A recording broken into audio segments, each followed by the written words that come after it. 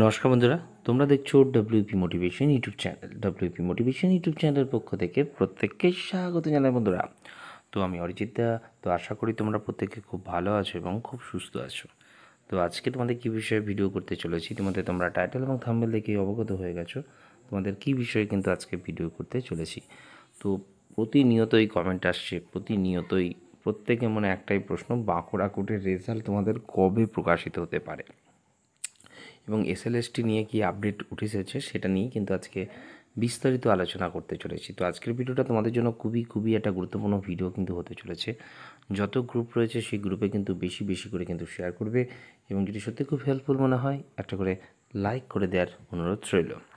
তো বলে রাখি, তোমাদের বাঁকুড়া কোর্টের কিন্তু পরীক্ষা অনেক দিন হয়ে গেছে, প্রায় 8 মাস হতে চলো, তাই তো। তোমাদের রেজাল্টের সঠিক আপডেট এখনও উঠে আসেনি। তো রেজাল্ট নিয়ে আমি বলেছিলাম গত সপ্তাহে একটা ভিডিও করে, বলেছিলাম যে তোমাদের রেজাল্ট নিয়ে কিন্তু একটা মিটিং রয়েছে, ঠিক আছে। তো সেখানে কি আলোচনা উঠে এসেছে সেটাই আলোচনা করতে চলেছি। তো এটুকুই বলে রাখি, তোমাদের রেজাল্ট কিন্তু নকিং অ্যাট দ্য ডোর। পরবর্তী যে নেক্সট উইকের তোমাদের শুক্রবার অর্থাৎ 7 তারিখ তোমাদের জন্য একটা খুব গুরুত্বপূর্ণ দিন কিন্তু হতে চলেছে। জাস্ট এটুকু তোমাদের বলে রাখলাম। তো তার আগে 6 তারিখে একটা কেস রয়েছে ওবিসির, সেখানে যদি পজিটিভ কিছু পাওয়া যায় বা পজিটিভ কিছু আসে, সেক্ষেত্রে ওবিসিরও রেজাল্ট সহ তোমাদের টোটাল সমস্ত কাস্টের কিন্তু রেজাল্ট আসতে চলেছে। আর যদি কোনোভাবে যদি ওবিসি নিয়ে কোনো সুরাহা না হয়, সেক্ষেত্রে ওবিসিটা হোল্ড করে তোমাদের কিন্তু রেজাল্ট পাবলিশ হতে পারে। তো সেক্ষেত্রে ধরে রাখো 7 তারিখ থেকে তোমাদের কাউন্টডাউন স্টার্ট। 7 তারিখটা তোমাদের খুবই গুরুত্বপূর্ণ একটা দিন হতে, যদি কোনো কারণে সেই ডেটে বা তারপরে রেজাল্ট পাবলিশ না হয়, তার পরবর্তী উইকে কিন্তু তোমাদের বাঁকুড়া কোর্টের রেজাল্ট কিন্তু পাবলিশ হতে চলেছে। এটুকু আপডেট পেয়েছি, তাই তোমাদের জন্য কিন্তু ভিডিওটি প্রোভাইড করলাম। এবং বলে রাখি, এই মাসের শেষেই থেকেই তোমাদের কিন্তু ইন্টারভিউ বা বাদবাকি যেটা প্রসেস রয়েছে তোমাদের কিন্তু শুরু হবে, ঠিক আছে।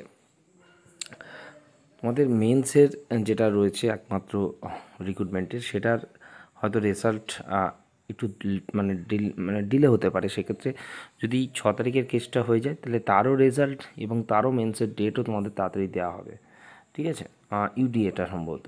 আর বাদবাকিগুলো যেহেতু তোমাদের ইন্টারভিউ প্রসেস রয়েছে, সেক্ষেত্রে তোমাদের ইন্টারভিউটা খুব দ্রুত করে ডিসেম্বরের শেষেই তোমাদের সমস্ত নিয়োগ প্রক্রিয়া শেষ করার কিন্তু একটা চিন্তাভাবনা এই বাঁকুড়া ডিস্ট্রিক্ট থেকে নেওয়া হয়েছে। কারণ তাদের কর্মীবর্গের খুব সংকট রয়েছে, বারবার তারা হাইকোর্টে এটা আবেদন করছে যেন নিয়োগটা করানো যায়, কারণ তাদের খুব সমস্যার সম্মুখীন হতে চলেছে।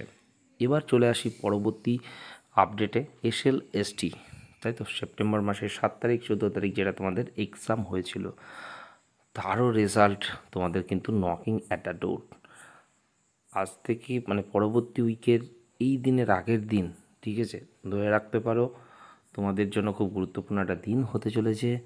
তোমাদের কিন্তু ওয়েবসাইটে কিন্তু তোমাদের জন্য কিছু একটা আসছে, ঠিক আছে। এবং মিডিল উইকের পর তোমাদের তার ইন্টারভিউর প্রসেস শুরু হতে চলেছে এবং ডিসেম্বরের মধ্যেই 11-12 কিন্তু জয়েনিং করানোর চিন্তাভাবনা রয়েছে। এবং সবার আগে 11-12টারই কিন্তু অর্থাৎ একাদশ দ্বাদশেরই কিন্তু জয়েনিং প্রক্রিয়া শুরু হবে, ঠিক আছে। এবং এই রেজাল্টটা বেরোনোর পর ইন্টারভিউ প্রসেস যখন চলবে, তখন কিন্তু তোমাদের নবম দশমের কিন্তু রেজাল্ট বেরোবে। তো নবম দশমের রেজাল্টটা কিন্তু বের হতে একটু দেরি হবে।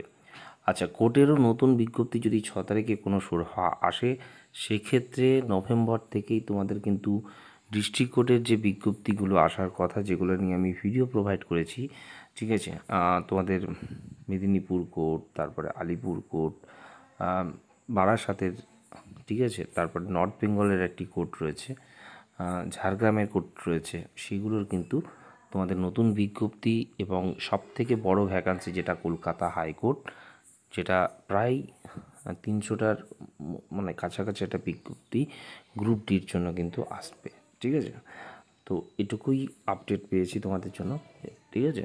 আর মেন্সের একটা যেটা নর্থ বেঙ্গলের রায়গঞ্জের সম্ভবত রয়েছে, সেটারও ডেট হয়তো নতুন বছরের শুরুতেই করার চিন্তাভাবনা রয়েছে, যদি 6 তারিখে পজিটিভ কিছু আসে। ঠিক আছে, যদি পজিটিভ কিছু না আসে সেক্ষেত্রে ওবিসি হোল্ড করে কী করবে তার জন্য কিন্তু নেক্সট উইকের রেজাল্ট আসবে। ঠিক আছে, এইটুকু বলে রেখেই তোমাদের ভিডিও এখানেই শেষ করলাম। প্রত্যেকে ভালো থেকো, সুস্থ থেকো। চলো বাই, টাটা, গুড নাইট।